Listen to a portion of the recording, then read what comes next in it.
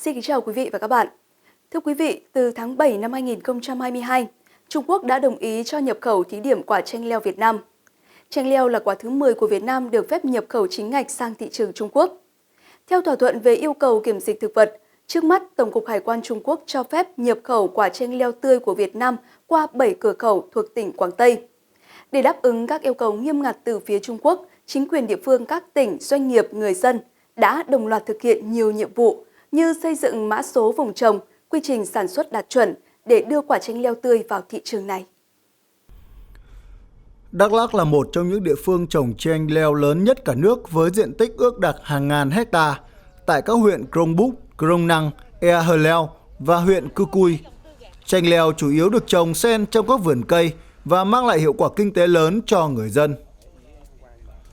Hợp tác xã sản xuất thương mại dịch vụ nông nghiệp Vạn Xuân được thành lập cuối năm 2020.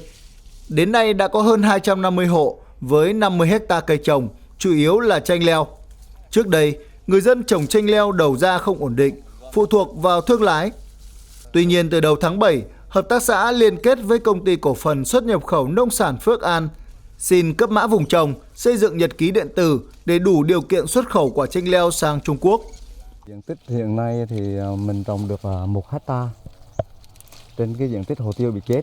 Năng suất thì bình quân cứ một đợt hái như vậy là 50 tấn, là một năm là được hai vụ, thì một vụ là được 25 tấn. Trồng chanh dây thì có rất là nhiều vấn đề về thuốc và phân, mà hiện nay thì các cái thương lái người ta vẫn khuyến cáo bà con, với lại chính quyền địa phương với các cấp các ngành thì cũng khuyên là bà con nên canh tác theo hướng hữu cơ sinh học á. Thì hiện tại vườn mình là đang canh tác theo cái hướng đó. Thì để mà đạt cái tiêu chuẩn về cái hàng gọi là chanh dây sạch á, thì mình cũng phải nên làm theo các cái nhà thu mua. Những vườn chanh leo xanh mướt đang đợt thu hoạch của các thành viên Hợp tác xã sản xuất thương mại dịch vụ nông nghiệp Vạn Xuân đang liên kết với công ty cổ phần xuất nhập khẩu nông sản Phước An để hoàn tất các thủ tục xin cấp mã số vùng trồng, hướng dẫn người dân canh tác theo hướng bền vững. Xã là cuối năm 2020 thì ra đời. Hợp tác xã là lấy tên là Vạn Xuân. Và được là để tổ chức cái sản xuất các cái về nông sản, đặc biệt như cây chanh leo, thì hợp tác xã chúng tôi hiện nay là đang sản xuất là trên 50 hecta với thành viên là 250 hộ. Đấy. Đầu ra thì chúng tôi là liên kết với là công ty xuất nhập khẩu là nông sản Phước An. Đó. Hiện nay bà con là không lo về việc là đầu ra nữa, yên tâm về việc đầu ra, và đang cấp mã vùng mã vạch cũng như quản lý về là quản lý các nông hộ trên nông sản là theo điện tử để làm sao là xuất khẩu.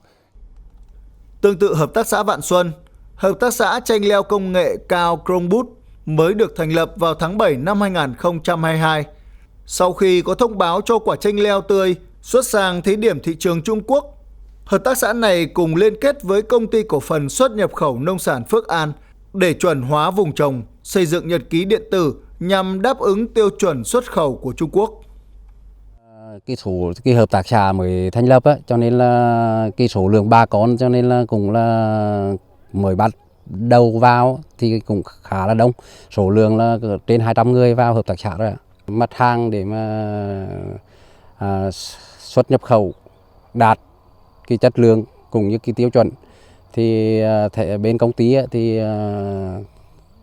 khảo và thông báo và cũng nói với bà con làm cây chanh leo thì nói chung là làm sạch, phun thuốc men thì nói chung là phun thuốc cũng là để cho cái cây là to, trái, bóng trái, đạt được cái tiêu chuẩn của cái mặt hàng dung ký kết của Trung Quốc. Trước đây, Cư Cui là thủ phủ tiêu của tỉnh Đắk Lắk. Tuy nhiên, những năm trước, tiêu chết hàng loạt và người dân với mong muốn chuyển đổi cây trồng.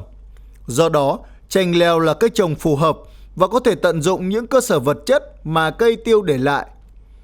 Phòng Nông nghiệp Phát triển Nông thôn huyện Cư Cui đã tham mưu Ủy ban Nhân dân huyện ban hành kế hoạch mở rộng diện tích chanh leo. Địa phương này cũng khuyến khích người dân, hợp tác xã sản xuất theo quy định của phía Trung Quốc, nhằm đáp ứng đủ tiêu chuẩn xuất khẩu. Trong thời gian qua thì chúng tôi đã thành lập các hợp tác xã để kết nối các bà con nông dân trong vùng. Và hợp tác xã là cái đơn vị đại diện cho bà con nông dân đi tìm các cái doanh nghiệp có đủ cơ sở khả năng để đưa cái mặt hàng chanh dây đi xuất khẩu.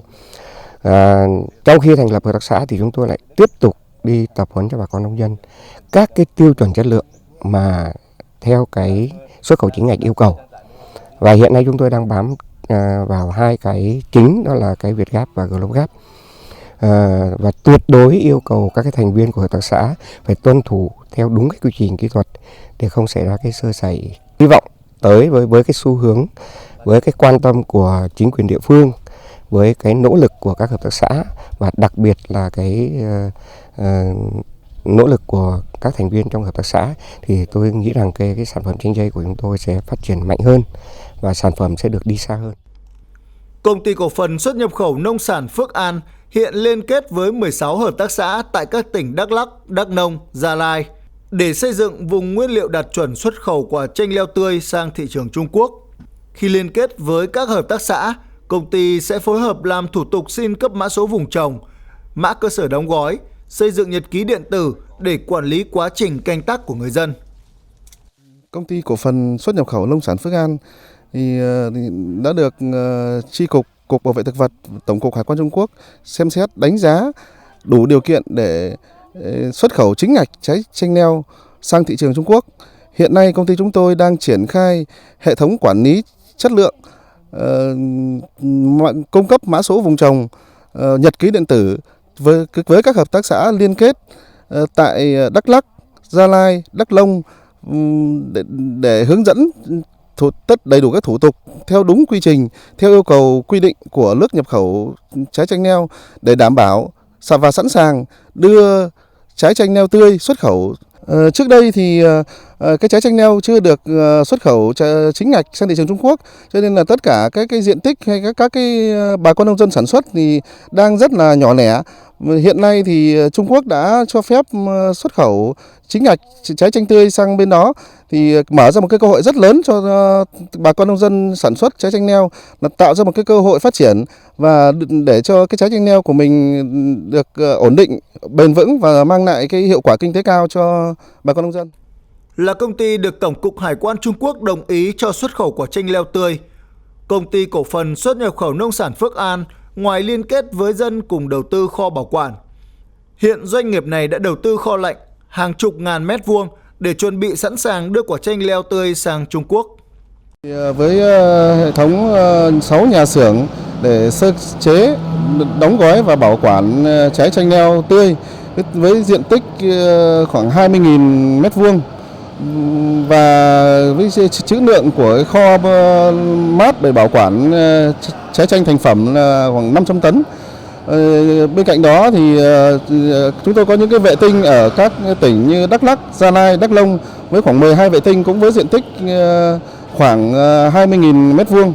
Trong những cái tiêu chuẩn gọi là bắt buộc là để xuất được vào thị trường Trung Quốc thì phải có xây dựng được cái mã số vùng trồng cũng như là cái mã số cơ sở đóng gói. Thì không chỉ đến bây giờ mà cách đây vài ba năm khi có luật trồng trọt ra đời thì tỉnh và cơ quan chức năng là Sở Nông nghiệp đã đẩy mạnh cái chuyện là tuyên truyền, tập huấn để mà bà con nhận thức được cái tầm quan trọng của cái việc là phải cấp mã số vùng trồng để mà truy xuất được cái nguồn gốc, trong đó có cái cây chanh leo. Sau khi mà Trung Quốc đã ký cái nghị định thư cho phép chanh leo xuất khẩu quả tươi chính ngạch vào thì là cái việc này càng phải được tiến hành một cách mạnh mẽ, quyết liệt hơn. Thì Sở sẽ tổ chức các cái buổi tập huấn, tuyên truyền, phổ biến bằng nhiều hình thức để cho người sản xuất, người thu mua nắm bắt được những cái quy định cụ thể của cái nghị định thư. Có cái nghị định thư cho phép nhập mới là điều kiện cần và ban đầu thôi. Còn lại điều kiện đủ là chúng ta phải sản xuất đảm bảo tiêu chuẩn chất lượng.